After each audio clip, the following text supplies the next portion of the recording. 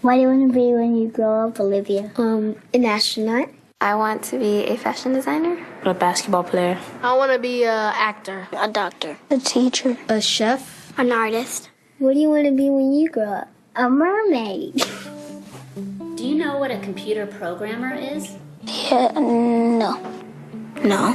No. I think it's something that has codes and is able to decode a mystery. I think that they... Wait, what? Computer programmer? No. Nowadays, just about everything requires some form of programming. So, what is it? Programming is basically explaining to a computer what you want it to do for you. When you're programming, you're teaching possibly the stupidest thing in the entire universe, a computer, how to do something. Programming is one of the only things in the world that you can do where you can sit down and just make something completely new from scratch, you know, whatever you want. It's really not unlike kind of playing an instrument or something, or playing a sport. It starts out being very intimidating, but you kind of get the hang of it over time. Coding is something that can be learned, and I know it can be intimidating. A lot of things are intimidating, but you know, what isn't? A lot of the coding that people do is actually fairly simple. It's more about the process of breaking down problems than sort of coming up with complicated algorithms as people traditionally think about it. Well, if it's fairly simple, why aren't there more of us doing it? Over the next 10 years, there will be 1.4 million jobs in computer science, and only about 400,000 grads qualified for those jobs. That's a shortage of 1 million people. So, how do you start?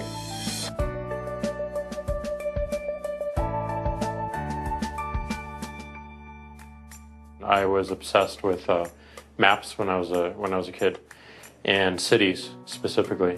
So I taught myself how to program.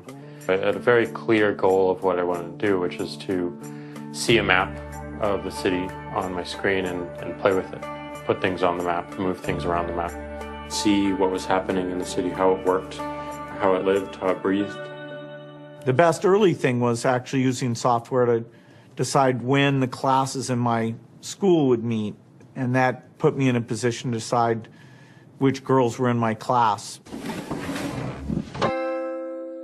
The first program I wrote asked things like, what's your favorite color? Or how old are you? I first learned how to make a green circle and a red square appear on the screen. The first time I actually had something come up and say, hello world, and I made a computer do that. It was just astonishing. When I finally learned a little bit of programming, that blank wall resolved into a bunch of doors, and you open them, and finally you start to open enough doors that the light comes in. And to me, a finished program is like a structure filled with light. All the corners are illuminated. You understand the structure of it. It's a really serene feeling to have completed that.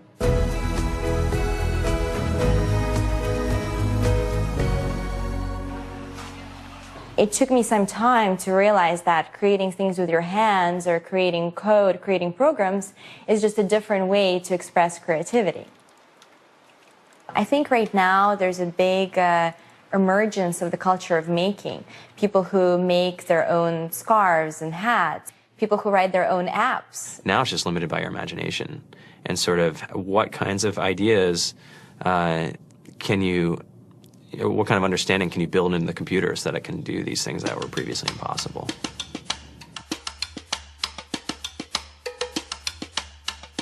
All great things are built in teams when you collaborate with other smart people.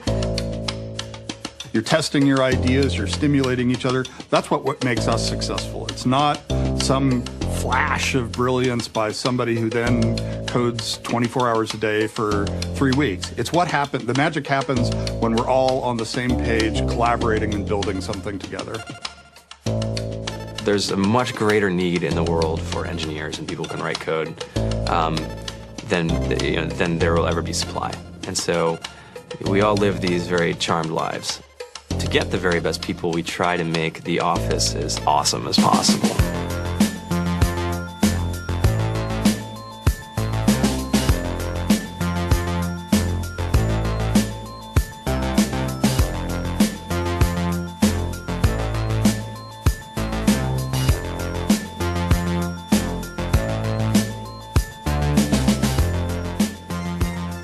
have a fantastic chef, Free food, breakfast, lunch, and dinner.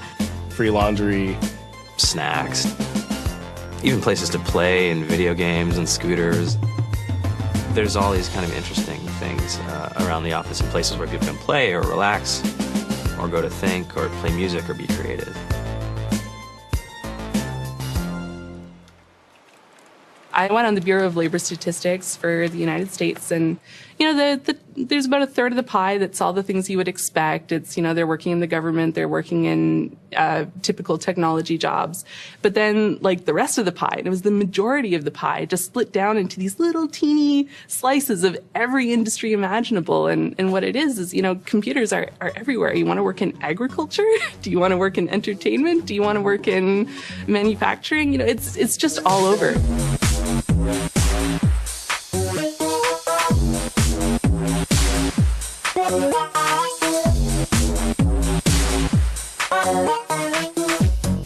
Here we are, 2013. We all depend on technology to communicate, to bank, information, and none of us know how to read and write code. So you guys, what else? Who else has an idea of what we can change with our programming? What else can we do? Tiffany? What I saw my students take away from using Scratch and programming in our classroom is that they were willing to push through problems. It really builds critical thinking, it builds problem solving, and it's something that they can then apply to math in the classroom or their reading skills. We integrated science with this programming, and I saw my scores go up 30%. When I was in school, I was in this after-school group called the Whiz Kids. And when people found out, they laughed at me and, all these things. And I'm like, man, I don't care. I think it's cool. And, I'm learning a lot. And some of my friends have jobs. It's important for these kids. It should be mandatory to be a citizen on this planet, to read and write code.